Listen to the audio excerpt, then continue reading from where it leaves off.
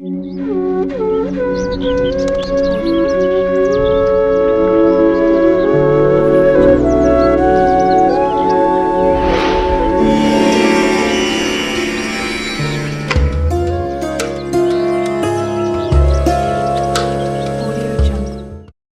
శాస్త్రం ప్రకారం శనీశ్వరుని పూజించడానికి శనివారం ప్రత్యేకమైన రోజు. ఎందుకంటే శివుడి వరప్రసాదమే శనీశ్వరుడు. ఇద్దరూ చాలా స్నేహితులు. ఎందుకంటే దేవుళ్ళిద్దరూ మానవ కర్మలను బట్టే ఫలితాలిస్తారు. శనీశ్వరుణ్ణి శాంతింపజేయడానికి, శనిగ్రహ దోషాల నుండి బయటపడటానికి ప్రతి శనివారం శనీశ్వరుడి పూజ ఉపవాసం చేస్తే మంచిది.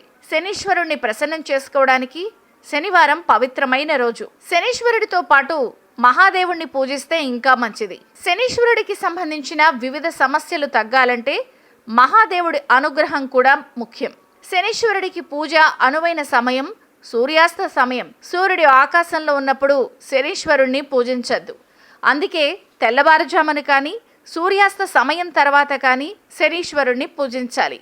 దీని వెనుక కారణం ఉంది. ఎందుకంటే సూర్యుడు శనిగ్రహం వెనకాలే ఉంటాడు. కాబట్టి సూర్యుడు ఉన్న సమయంలో చేయకూడదు. శనీశ్వరుణ్ణి ప్రసన్నం చేసుకోవడానికి శని కవచాన్ని పఠించాలి. ఇక శనివారం మహాదేవుడి పంచాక్షరి మంత్రాన్ని జపించాలి. జీవితంలో ఆనందం, శాంతిని తెస్తుంది. సమస్యల సుడిగుండాన్ని తగ్గించడం, తద్వారా విజయం లభిస్తుంది. ఆర్థిక కష్టాలు తీరి డబ్బొస్తుంది. వీడియోలో మీకు శని కవచాన్ని చూపిస్తున్నాం. దాని పారాయణం చేసి శుభ ఫలితాలు పొందగలరు.